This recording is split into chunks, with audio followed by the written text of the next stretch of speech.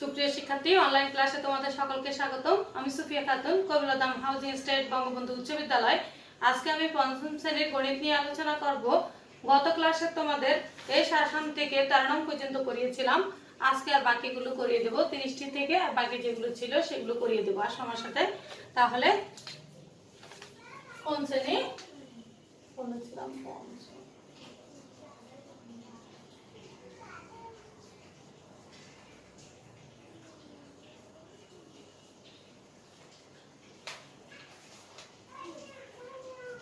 14 নং ছিল 1 থেকে 100 পর্যন্ত মৌলিক সংখ্যা কতটি। 1 থেকে 100 পর্যন্ত মৌলিক সংখ্যা। আসলে মৌলিক সংখ্যাটি কি? মৌলিক সংখ্যা হলো ওই সকল সংখ্যা যে সকল সংখ্যাকে 1 এবং ওই সংখ্যা ব্যতীত অন্য কোনো সংখ্যা দিয়ে ভাগ যাবে না। অর্থাৎ যদি হয় 2, 2 কে 1 দিয়ে ভাগ যাবে এবং 2 দিয়ে যাবে, আর কোনো সংখ্যা দিয়ে ভাগ যাবে না। 3 কে 3 দিয়ে যাবে এবং 1 দিয়ে যাবে। 5, এরপর 5 কেও সেম 1 দিয়ে আর 5 দিয়ে যাবে। এরপর হচ্ছে 7।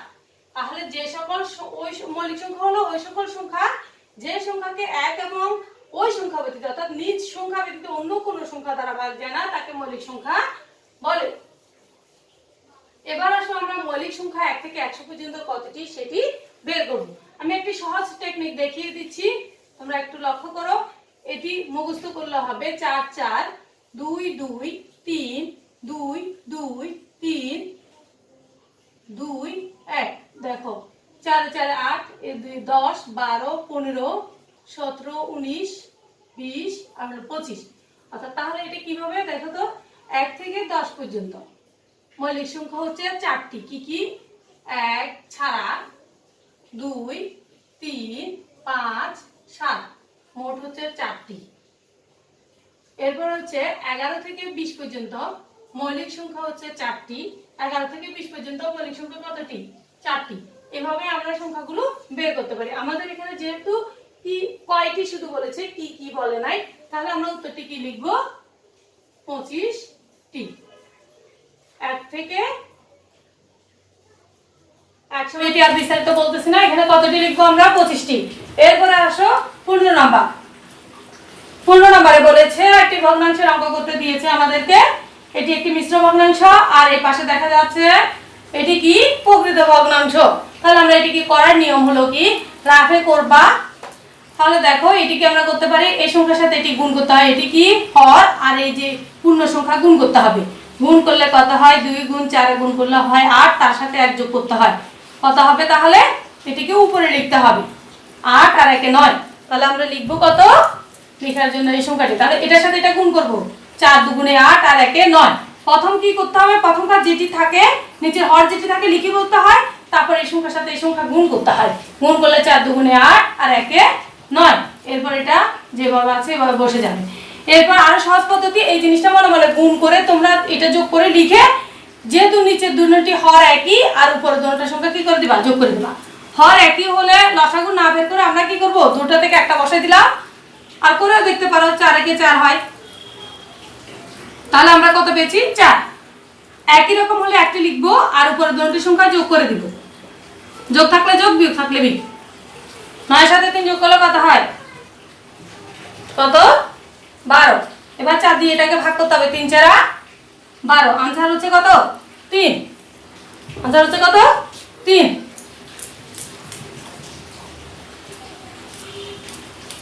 এরপরে আসো 16 নাম্বার। 16 নম্বরে কি বলেছে? ক ভাগ 5 গুণ 4 সমান 28। তো এই অঙ্কটি কিভাবে করব আমরা? খুব সহজে দেখো, ক বা এই যে ভাগ চিহ্নটি আছে সেটিকে পাশে রেখে দিব, আর এখানে কি ছিল? এটা গুণ অবস্থা ছিল, তাহলে ওই পাশে গেলে ভাগ হয়ে যাবে। যেটি থাকবে সেটি উপরে উঠবে, আর এদিক থেকে যেটি যাবে এটি নিচে বসবে। তাহলে 4 7 কত?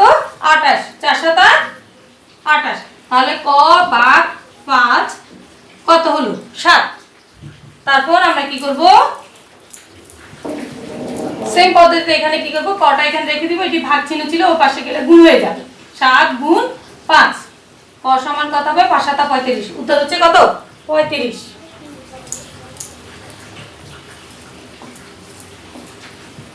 উত্তর হচ্ছে কত? 35। এরপর আসো 17 নম্বর। একজন লোক 1 বছরে 24,000 টাকা সঞ্চয় করেন। এক মাসে কত টাকা সঞ্চয় করেন? তো আমরা জানি এক বছরে কত মাস? 12 মাস। এক বছর হচ্ছে কত? এক বছর সমান কত? 12 মাস। তাহলে আমরা 12 দিয়ে যেটি আছে ভাগ করে ফেললে আনসারটা পেয়ে যাব।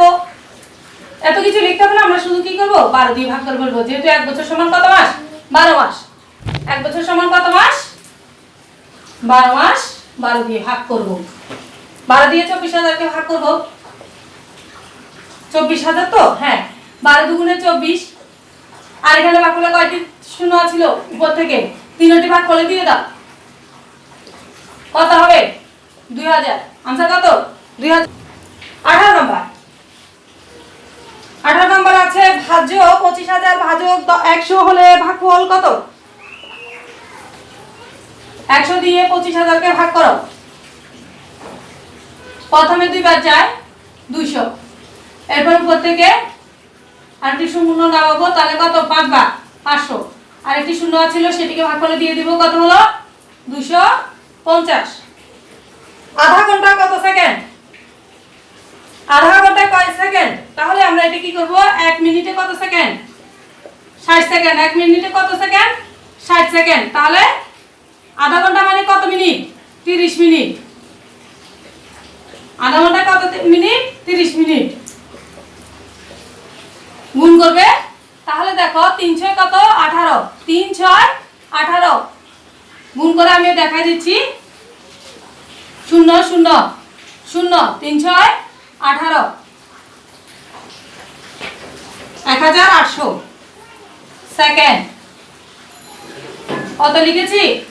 তাহলে উত্তর কত লিখবো? 1800 সেকেন্ড। তাহলে এটার উত্তর কত হবে? 1800 সেকেন্ড। এরপর আসো 20 নাম্বার। 3 সেন্টিমিটার ব্যাসার্ধ বিশিষ্ট বৃত্তের ব্যাস কত? 3 সেন্টিমিটার ব্যাসার্ধ বিশিষ্ট বৃত্তের ব্যাস। এখন বৃত্ত আমরা ব্যাস এগুলো তো চিন্তা হবে, তাই না? 20 নাম্বারে যে হচ্ছে বৃত্ত, এটি মনে করো একটি বৃত্ত। বৃত্তের মধ্যখান কেন্দ্র দিয়ে যে রেখাটি যায় পুরো রেখাটাকে বলা হয় ব্যাস, আর এই অর্ধেক অংশটাকে বলা হয় ব্যাসার্ধ। ব্যাসের অর্ধেক ব্যাসার্ধ। আমাদেরকে বের করতে বলছে ব্যাস। তো ব্যাসার্ধ যদি 3 হয়, ব্যাস কত হবে? তার দ্বিগুণ 6 হবে। লিখে ফেলো, 6 সেন্টিমিটার। বৃত্তের ব্যাসার্ধ কত হবে? 6 সেন্টিমিটার। কম্পিউটারের 3টি হার্ডওয়্যারের নাম লিখো। কম্পিউটারের 3টি হার্ডওয়্যারের নাম তোমরা তো আশা করি পারবা, তাই না? নিজেদের মতো করে লিখতে পারবা না, আমি বলে দিতে হবে। মনিটর চিনো অনেকে না?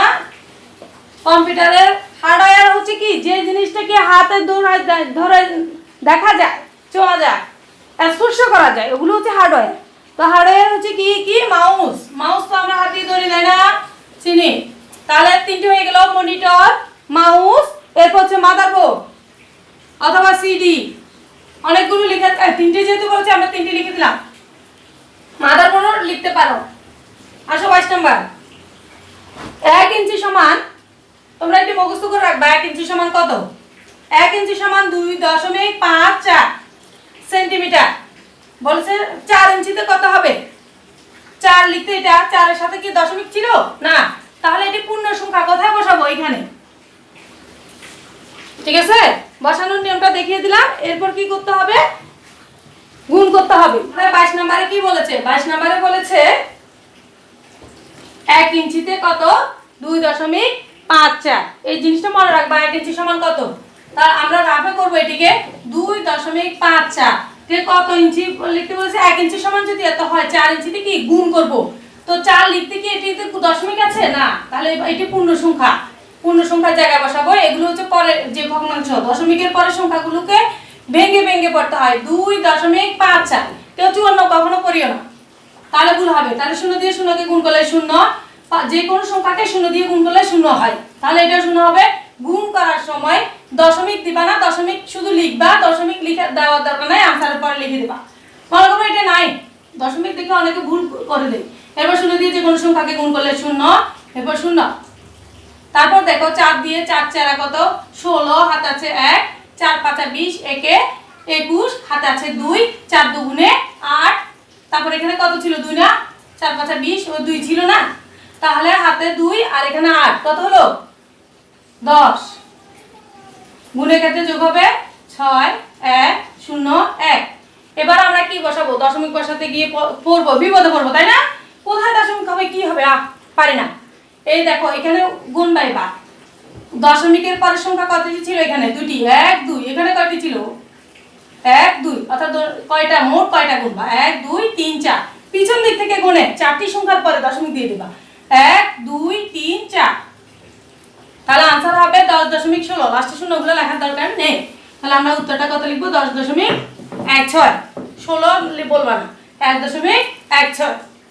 সাধারণ ভগ্নাংশে প্রকাশ করা। সাধারণ ভগ্নাংশে প্রকাশ করতে হলে আমাদেরকে অর্থাৎ দশমিকটা তুলতে হবে। কিভাবে লিখতে হবে, 29%, 29%টাকে লিখতে হয় কিভাবে, 0.29। এটিকে আমরা এখন দশমিক তুলবো। দেখো দশমিকের জন্য 1, আর দশমিকের পরে দুইটি সংখ্যার জন্য দুইটি শূন্য, এরপর দশমিকটা তুলে দিব, শেষ আমাদের সাধারণ ভগ্নাংশে প্রকাশ। 24 নম্বর আসো, বৃত্তের ব্যাস ব্যাসার্ধের কত গুণ। 24 নাম্বার, বৃত্তের ব্যাস ব্যাসার্ধের দ্বিগুণ, কয় গুণ, দ্বিগুণ। তারপর 8 এর গুণনীয়ক, এর আগে করেছিলাম গুণিতক। গুণিতক মানে বলেছি পূর্ণ সংখ্যা দিয়ে গুণ করে করে যাব, আর গুণিতক হচ্ছে ওই সংখ্যাকে কত কত দিয়ে ভাগ যায়। গুণিতক মানে যে সংখ্যাটি থাকবে তাকে কত কত দিয়ে ভাগ যায়। তাহলে 8 কে কত কত দিয়ে ভাগ যায়, 1 দিয়ে যায় না, 2 দিয়ে যায়, তাই না? তারপর 4 দিয়ে যায়। তাহলে আমরা সংখ্যাগুলো কিভাবে লিখব,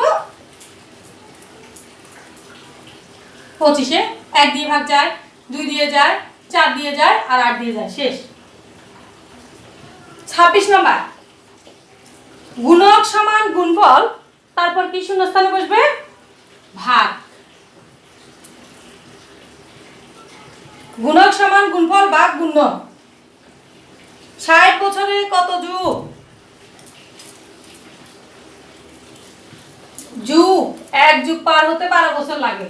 1 যুগ পার হতে কয় বছর লাগে, 12 বছর। তাহলে আমরা 12 দিয়ে ভাগ করব, 1 যুগ সমান কত, 12 বছর। তাহলে 1 যুগে যদি 12 হয়, 12 বছরে 1 যুগ, 12 বছরে কত, 1 যুগ। 12 বছরে 1 যুগ, আর 60 বছরে কত যুগ হবে, ভাগ হবে না, 60 বছরে কত যুগ। তাহলে আমরা 12 কে কত, এখানে অকিক নিয়মে করব না, শুধুমাত্র 12 দিয়ে 60 কে 12 দিয়ে ভাগ করব, 5 12 60, 5 যুগ। 28 নাম্বার, কোন ভগ্নাংশটি বড়। ভগ্নাংশের ক্ষেত্রে কোন ভগ্নাংশটি বড় নির্ণয় করতে হলে তোমাদেরকে একটা জিনিস মনে রাখলে হবে, যে ভগ্নাংশটি যদি ভগ্নাংশ দুটি থাকে, দেখো এখানে আমাদের দুটি ভগ্নাংশ ছিল, আর একটু ভালো করে লক্ষ্য করো, এখানে দুটি ভগ্নাংশ ছিল, তাই তো, কোনটি বড়, যে ভগ্নাংশ গুলো দেওয়া থাকবে সেগুলোর যদি উপরের সংখ্যাটিকে কি বলা হয়, লব। উপরের সংখ্যাটিকে কি বলা হয়, লব। সংখ্যাগুলোর লব যদি একই রকম হয়, সংখ্যাগুলোর লব যদি কি হয়, দেখতে একই হয়, সেক্ষেত্রে হর যেটি ছোট, দোনোটির লব যদি একই রকম হয়, যেটির হর ছোট, যেটির হর ছোট, সেই ভগ্নাংশটি বড় হবে। ঠিক আছে, সেই ভগ্নাংশটি কি হবে, বড় হবে, মনে রাখবা। তাহলে কি, দেখতে যদি লব একই রকম হয় ভগ্নাংশের ক্ষেত্রে, সেক্ষেত্রে যে ভগ্নাংশটির হর ছোট হবে সেই ভগ্নাংশটি কি হবে, বড় হবে। তাহলে আমাদের উত্তর কত হবে, 3/1। এরপরে আসো, অধিবাসের ফেব্রুয়ারি মাস কত দিনের হয়, 29 দিন। 29 নাম্বার, কি সুন্দর উত্তর, নাম্বার 29, উত্তর 29। 30, আয়তন ও বর্গের একটি পার্থক্য লিখো। আয়তনে যখন আমরা লিখি, বাহুগুলো দেখো, দৈর্ঘ্য দৈর্ঘ্যের সমান হয়, প্রস্থ প্রস্থের সমান হয়, আর বর্গক্ষেত্রের ক্ষেত্রে প্রতিটি বাহু কি হয়? সমান হয়। পার্থক্যটি এখন আমরা লিখে ফেলবো। চিত্র দেখে আশা করে বুঝছো। বিপরীত বাহুগুলো কি হবে? সমান হবে আয়তের ক্ষেত্রে, আর বর্গক্ষেত্রের প্রতিটি বাহু কি হবে? সমান হবে। ওখানে বিপরীত বাহুগুলো সমান হবে, আর এখানে কি হবে? প্রতিটি বাহুই কি হবে? সমান হবে। 30 নাম্বার, আয়তনের বিপরীত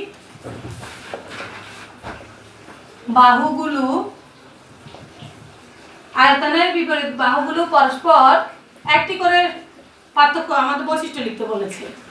সমান কিন্তু